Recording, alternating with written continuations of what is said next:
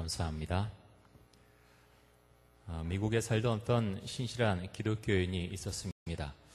이분이 젊었을 때 대학교 2학년 때 독일의 남부 지역으로 선교 여행을 가게 되었습니다. 하솔로크 지방이라는 곳이 있는데요. 이곳에서 선교 사역을 했을 때 많은 열매가 맺히게 되었습니다. 선교팀은 2주 동안 하나님의 말씀을 전했습니다. 복음을 전하고 마지막 날 간증 집회를 하게 되었는데 이 마을에서 마을 분들이 3시간이 넘도록 계속해서 줄을 서서 나도 간증하겠다고 하면서 3시간이 넘도록 간증을 했습니다. 그렇게 간증한 분들 중에는 이 선교팀을 굉장히 반겨주었던 농부가 한 사람이 그 가운데 있었는데 이분이 이런 간증을 했습니다. 여러분은 저를 잘 알고 계십니다. 저는 평생 동안 이 마을에서 살아왔습니다.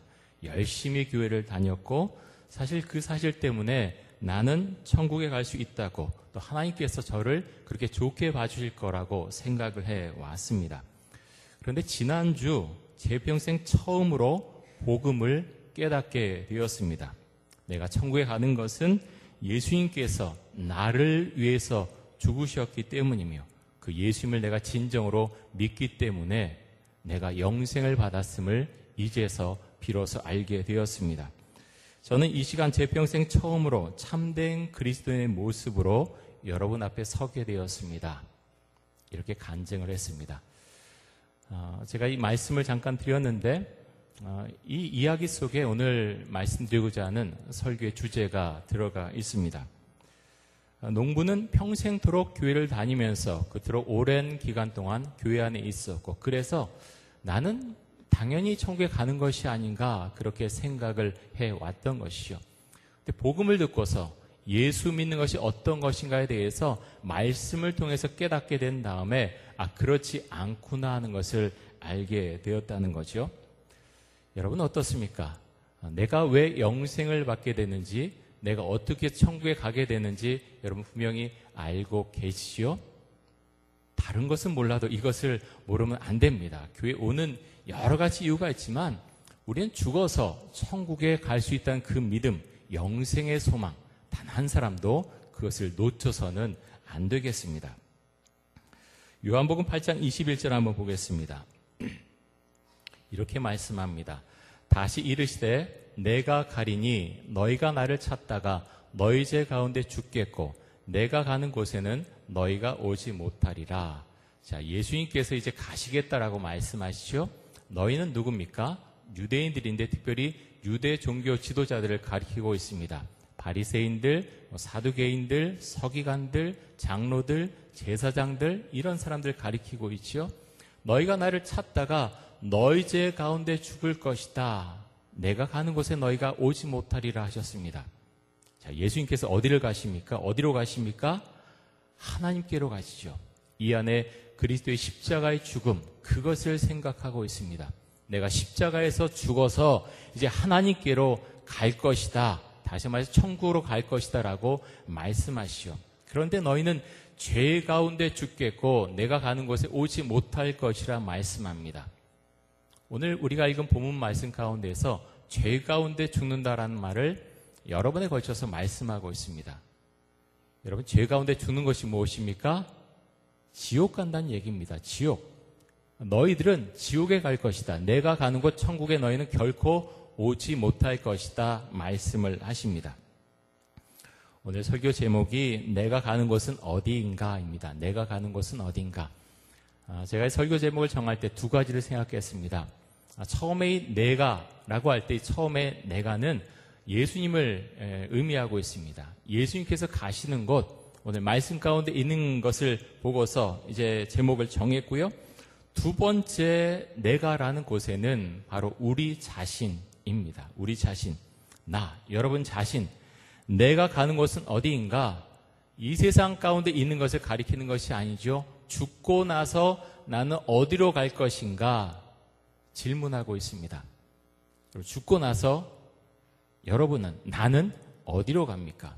둘 중에 하나죠. 천국에 가느냐 아니면 지옥에 가느냐.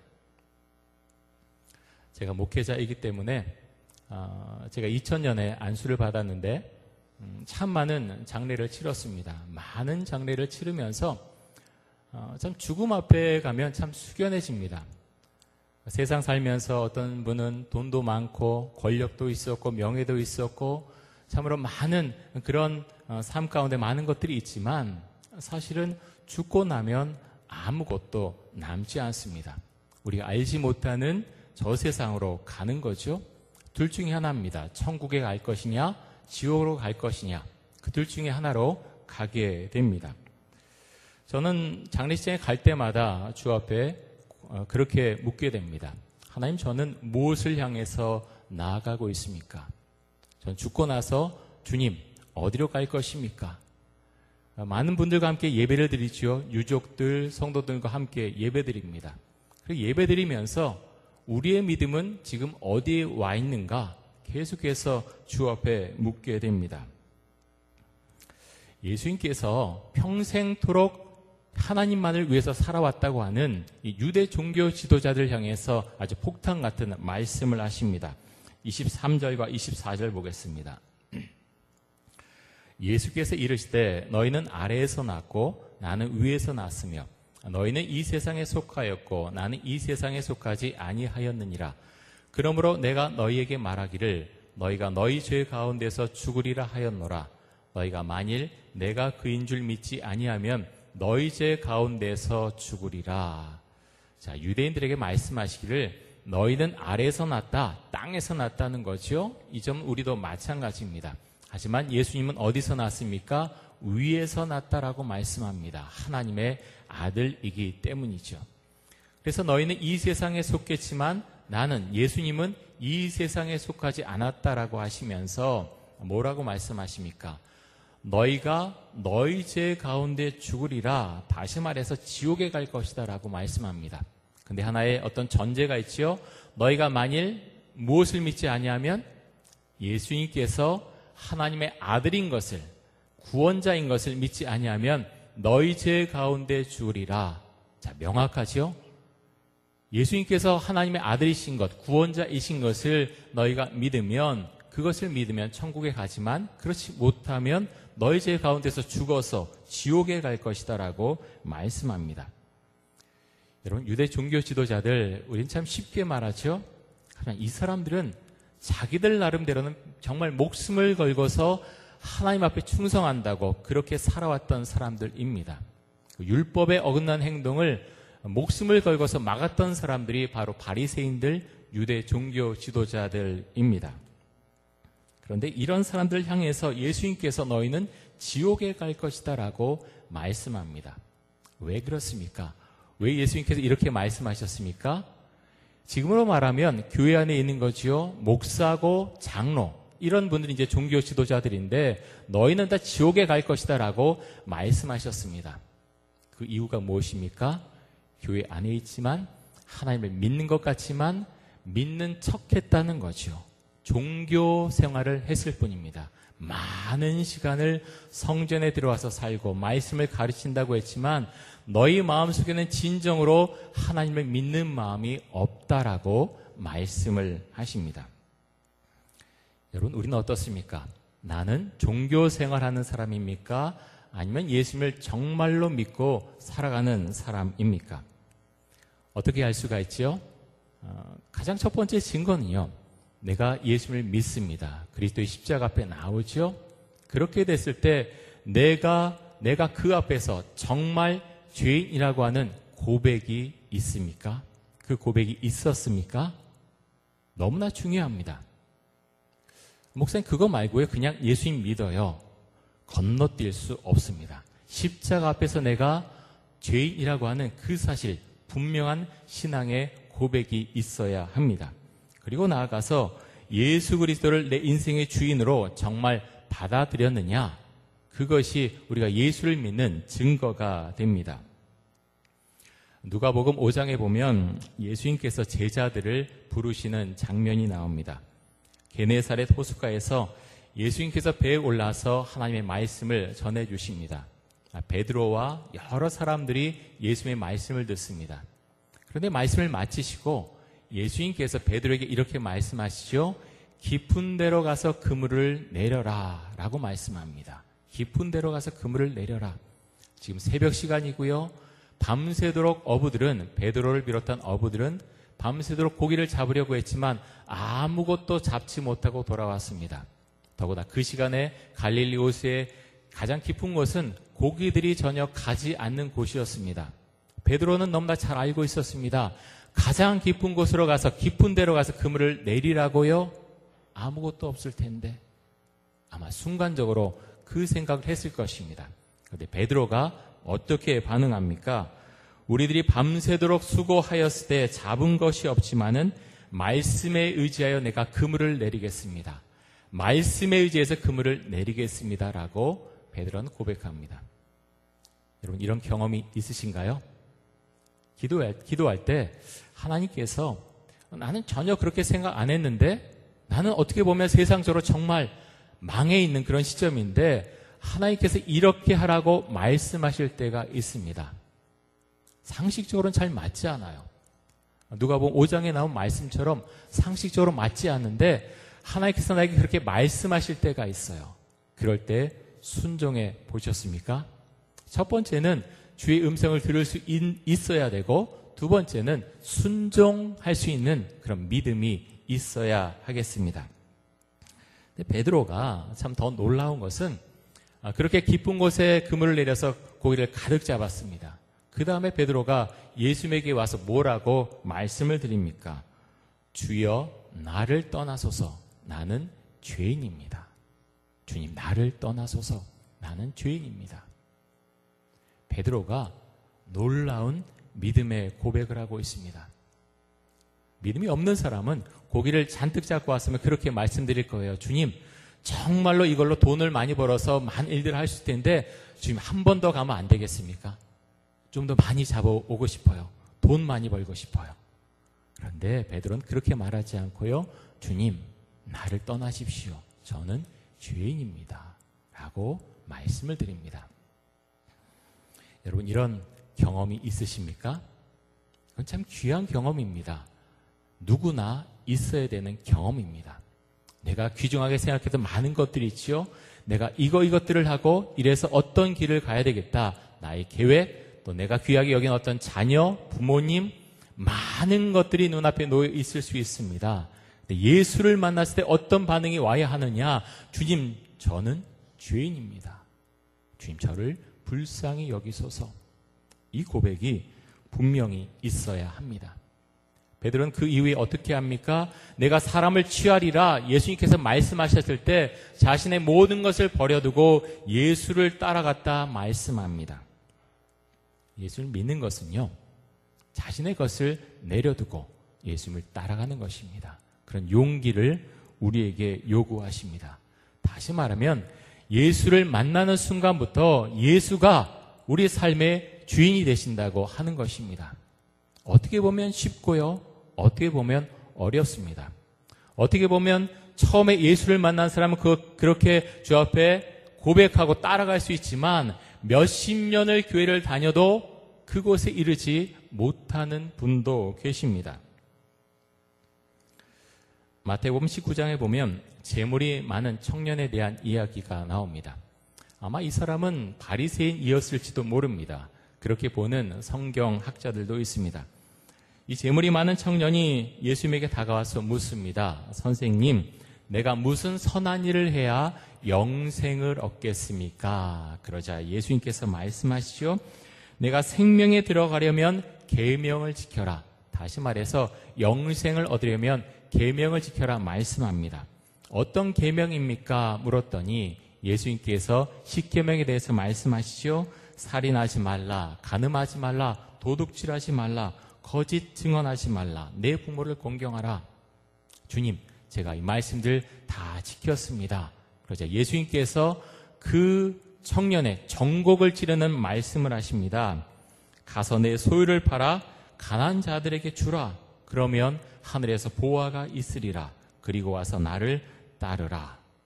결과 어땠습니까? 청년은 근심하며 예수님을 떠났다 그랬습니다. 여러분, 청년에게 무엇이 부족합니까? 계명들을 다 지켰다고 했지만 사실은 어찌 보면 껍데기 같은 계명들이었습니다. 윤리적인 계명들을 지켰지만 하나님을 자기 인생의 주인으로 모시지 않았습니다. 율법을 줄줄줄 다 외우고 있고 성전 생활 너무나 잘 알고 있었지만 정작 하나님을 나의 삶의 주인으로 모시는 것을 거부했습니다. 그리고 고민합니다. 왜 예수님께서 이 청년을 향해서 그렇게 말씀하셨겠습니까? 우리 모두에게 이런 동일한 질문을 하지는 않을 것입니다. 이 청년이 무엇을 붙잡고자 했습니까? 재물. 다른 것은 놓고 싶었지만 절대로 이것만은 놓을 수 없다라고 청년은 생각하고 있었습니다. 예수님께서 근데 정곡을 찌르시어 내 재물을 팔아서 가난한 자들에게 주고 너는 나를 따라와라 라고 말씀합니다. 청년은 생각했겠지요. 영생도 얻고 싶고 재물도 얻고 싶다. 두 가지를 같이 갖고 가면 안 되느냐? 아마 그렇게 생각을 했을 것입니다. 성경에는 부자들도 많이 있습니다. 아브라함도 부자였고요. 다윗도 부자고 욥도 부자고 부자들이 많이 있습니다. 하지만 하나님께서 동일하게 또 예수님께서 만약 그들을 만났다면 동일한 질문을 하지는 않을 것입니다. 왜 그 청년에게 그렇게 질문했습니까? 재물을 붙들고 놓지 못했기 때문입니다. 산상수훈에서 예수님께서 말씀하시기를 너희가 두 주인을 섬기지 못할 것이다. 하나님과 재물을 겸하여 섬길 수 없다라고 말씀하셨습니다. 여러분 교회를 참 오래 다녔지만 11조 아직도 내지 못하고 갈등하고 힘들어하고 어려운 분들 계시죠? 저는 가급적이면 헌금에 대한 말씀을 좀 드리지 않았으면 하는 마음이 사실 제가 목회자지만 마음속에 있습니다. 그러면서 사실 피해가지 못합니다. 왜냐하면 제가 여러분의 영적인 지도자이기 때문입니다. 재물, 돈, 그것을 벗어나서 나는 영적 생활을 잘하고 있다? 결코 그렇지 못합니다. 여러분 마음속으로 한번 대답해 보십시오. 내가 세상에서 열심히 해서 버는 돈, 그 돈을 하나님께서 나에게 주셨다고 그 고백을 하십니까? 하십니까? 내가 열심히 해서 내가 이래서 벌었습니까? 내가 열심히 일하지만 하나님께서 그 모든 것을 지켜주시고 인도해 주셔서 나에게 그 재물을 주셨다, 그 돈을 주셨다고 고백하십니까? 만약 그 고백이 있다면 11조 내는 것 아깝지 않습니다. 그 고백이 있는데 11조 내기 어렵다고요? 거짓말하지 마십시오. 그렇지 않습니다. 정확합니다. 11조 내기가 아깝지요. 어렵지요. 여러 가지 이야기할 수 있습니다. 저도 어려웠던 시절이 있습니다. 정말 버는 것은 없고 그 번 돈으로 가족들과 함께 살아가기가 참 어려웠을 때가 있었습니다. 그때 주 앞에 기도합니다. 주님, 제가 어떻게 해야 될까요? 사실은 11조 때문에 그렇게 고민한 적이 별로 없습니다. 당연히 하나님의 것이다라고 하고 주의 것을 먼저 떼고서 생활을 했습니다. 제가 왜 이 말씀을 드리냐면 그렇게 했을 때 주님께서 저 같은 경우는 삶을 열어주셨습니다. 제가 목회자이기 때문이라고요? 아니요, 성경은 우리에게 그렇게 말씀하지 않습니다. 내 인생의 주인이 누구냐라고 묻습니다. 정말 하나님입니까? 정말 예수님입니까? 그 믿음의 고백이 있습니까? 여러분이 갖고 있는 재물, 여러분이 갖고 있는 돈은 누구 것입니까?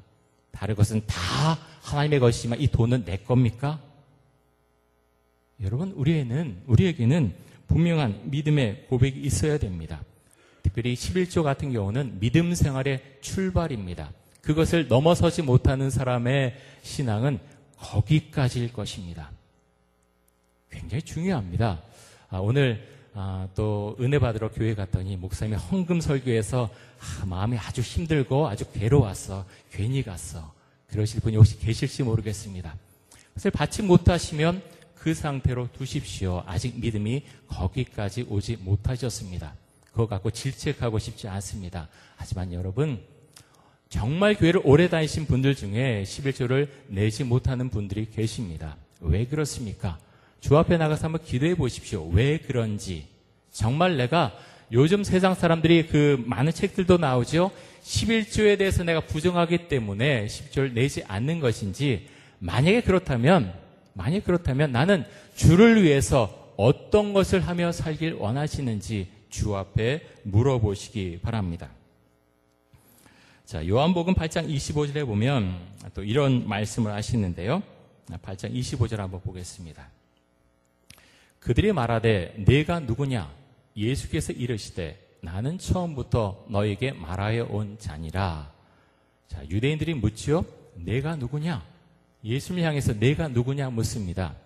특별히 요한복음 나는 누구누구이다 라는 그 말씀들이 굉장히 많이 있죠. 여기 보면 예수님께서 나는 처음부터 너에게 말하여 온 자니라 라고 말씀합니다.